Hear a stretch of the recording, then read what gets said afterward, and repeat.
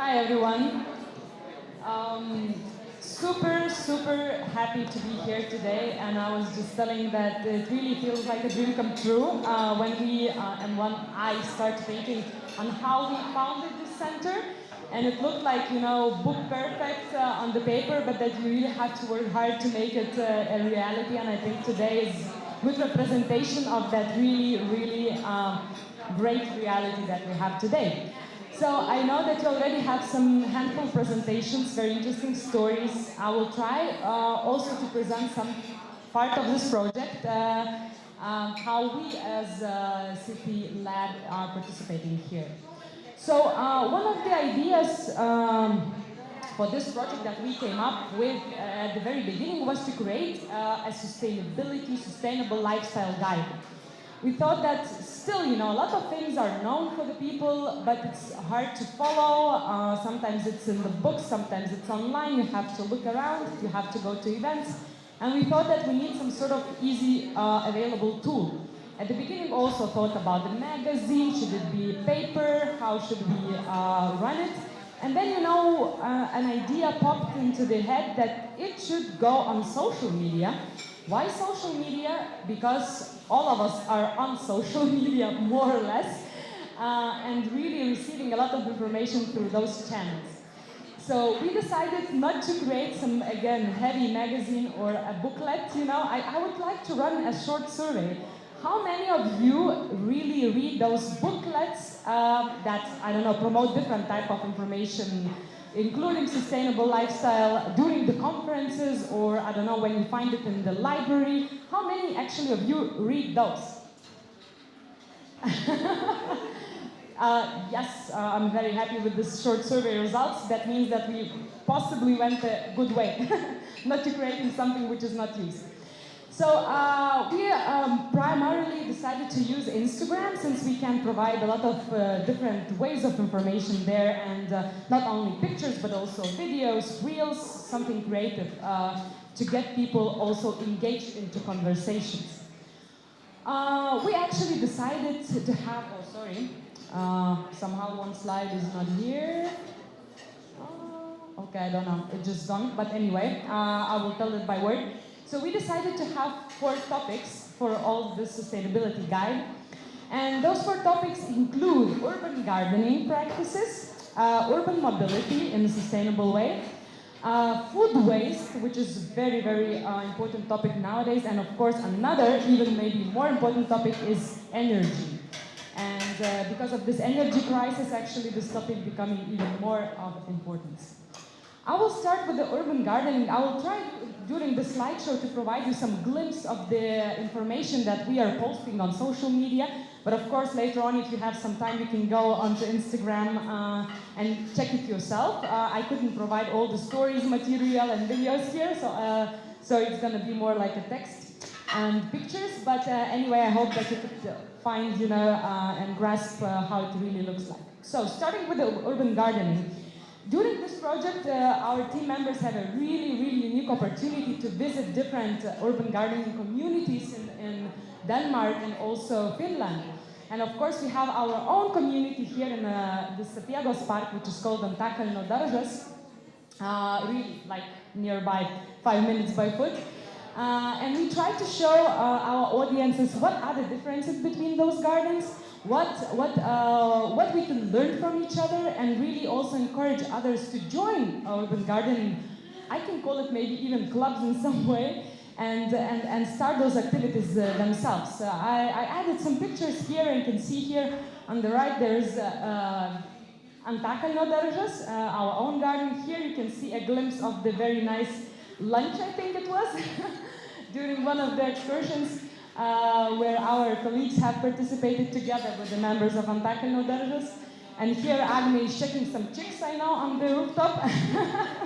I don't know how it was, but for us actually it was something really a unique kind of, cherry on the cake, to know that there are some gardens around the Europe that actually also have chickens there. We don't have it here in Vilnius, at least that I know of. Also different ways of gardening depending on the space options. Here, for instance, in Vilnius, we also have a greenhouse, but maybe in other spaces there's no opportunity for such creation, so we can also use these different methods.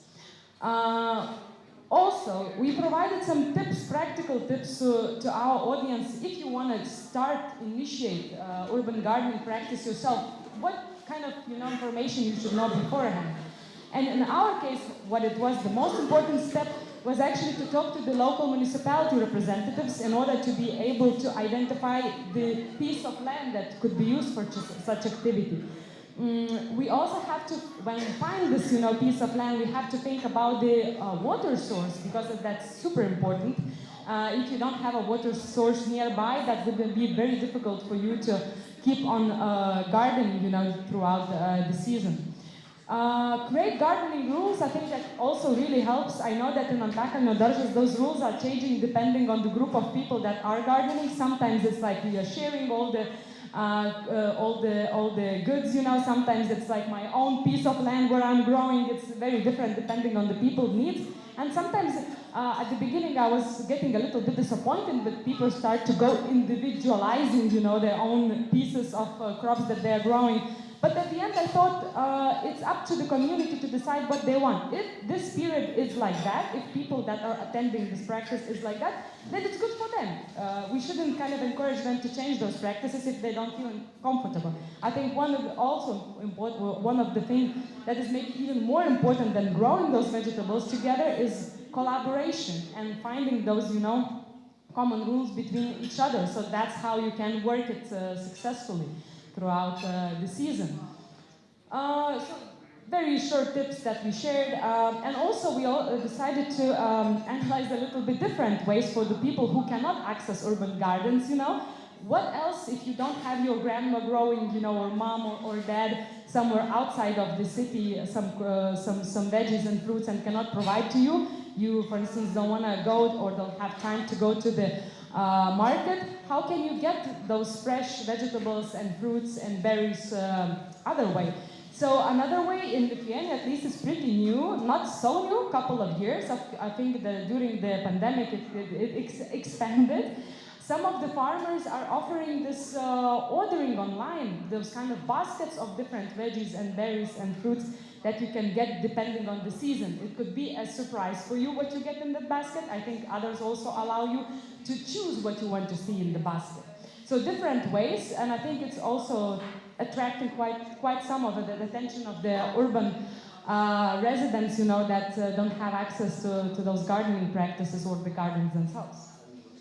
We also provided a list, but I think it's not maybe super important today to show that list of the options that are available in Vilnius specifically. Food waste, another important topic. Most of you probably heard that 1/3 of the food in the world is being wasted, and we as consumers are actually responsible for 50% of that. And on average, 240 grams of food per day is being wasted by every European. And at the very beginning, it might look maybe it's not so big, this amount, but when it calculates together, it becomes really huge, and it's a problem. And not only households actually trying to solve that problem, but also other parts of this chain.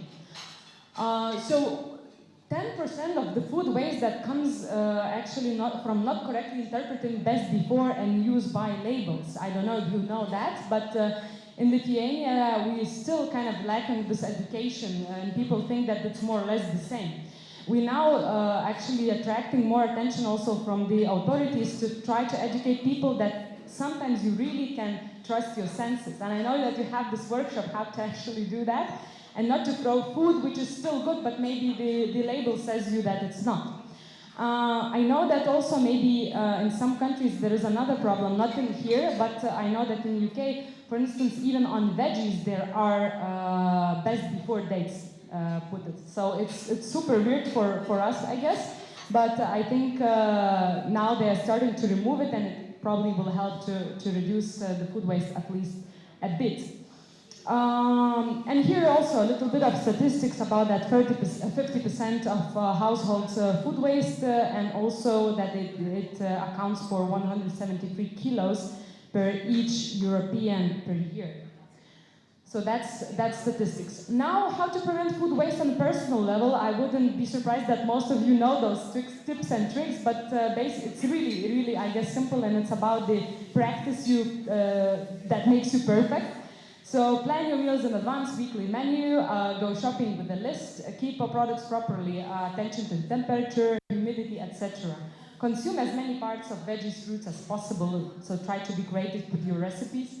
And share what you cannot eat with your neighbors and friends and family. I think that's quite a thing that we used to do, but now we also have new ways of doing that and sharing through applications.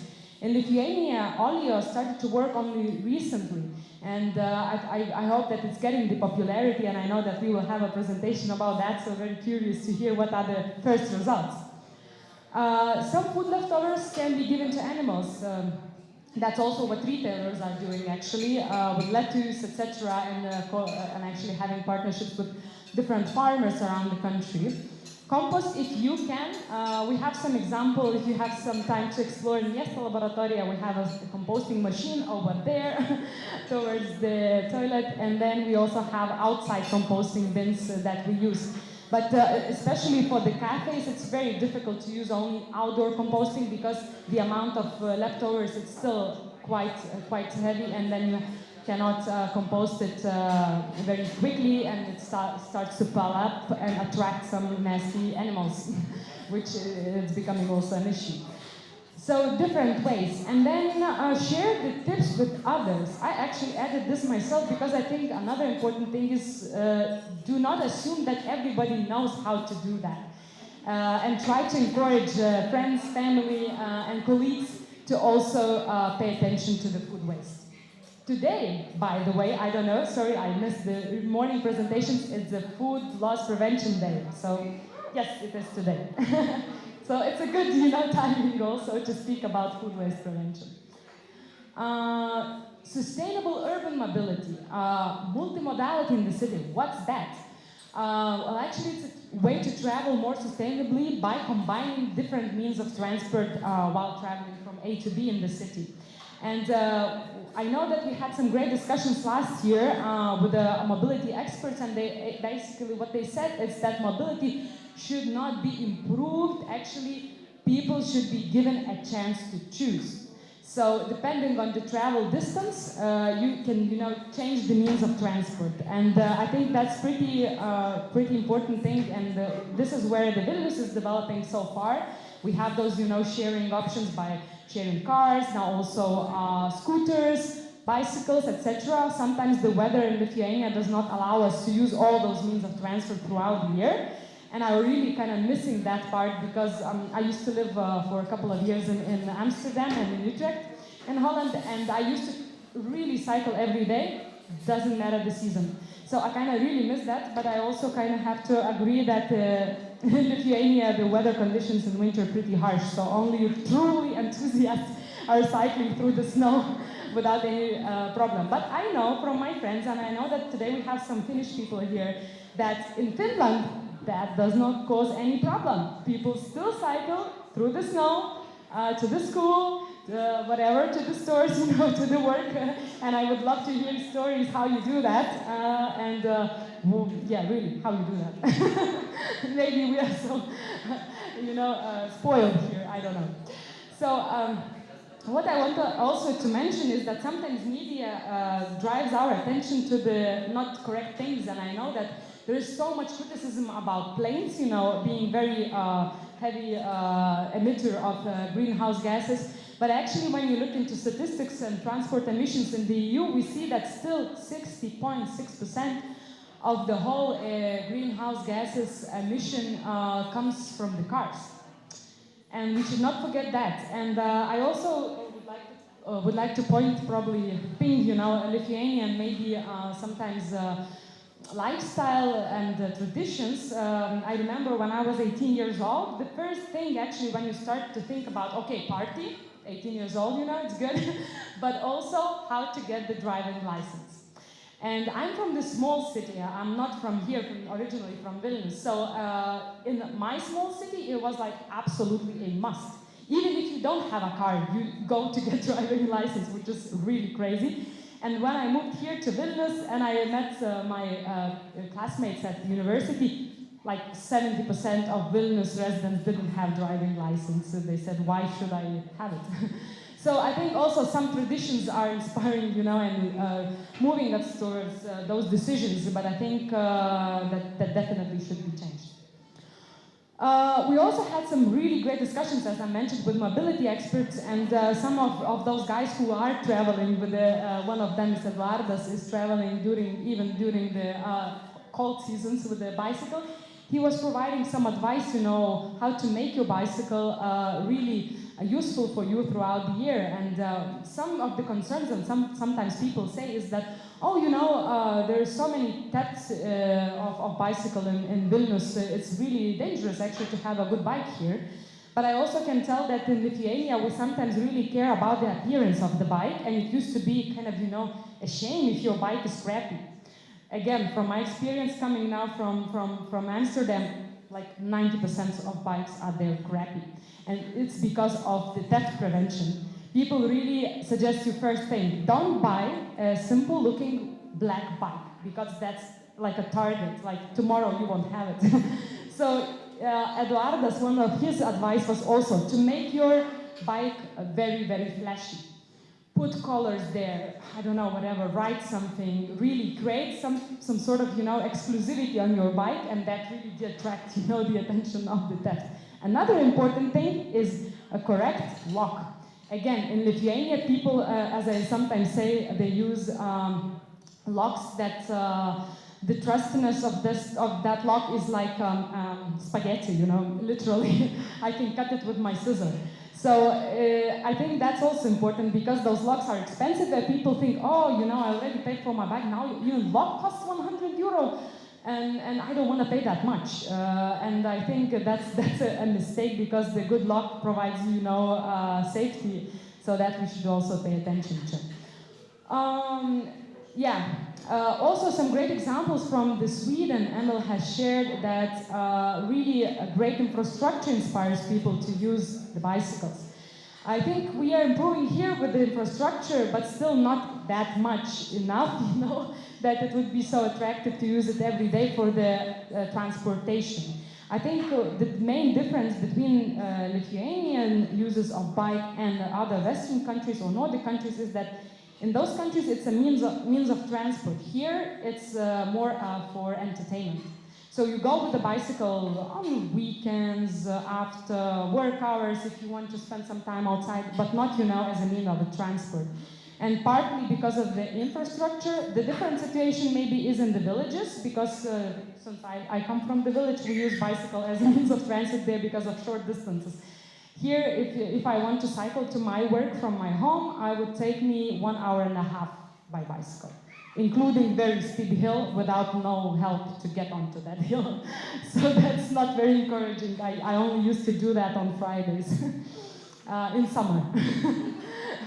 You see. But I really like I actually traveled today by bicycle. I like bicycles, so that's sad.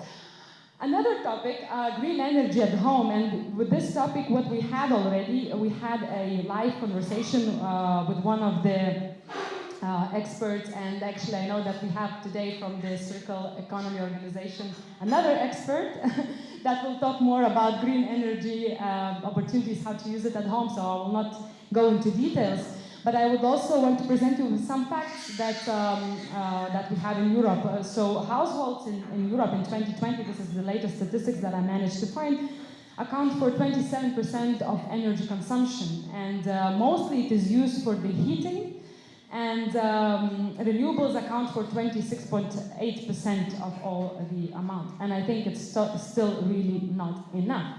So what opportunities we have at home to use green energy in Lithuania? In Lithuania in 2020, well, we became one of the first countries in Europe to create opportunities for people who live in apartment houses also to use green energy through a remote solar panel plants. Solar power plant, sorry. And that I think is a very unique opportunity. So it happened already a couple of years ago, and still I know a lot of people met it with skepticism.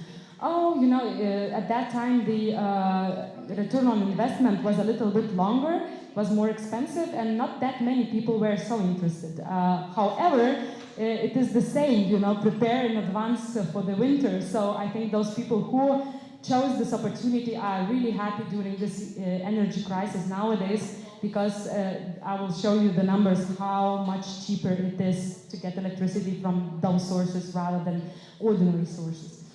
Of course, there are all these old opportunities that you can create solar power plants yourself on the rooftop or nearby if you have an individual house.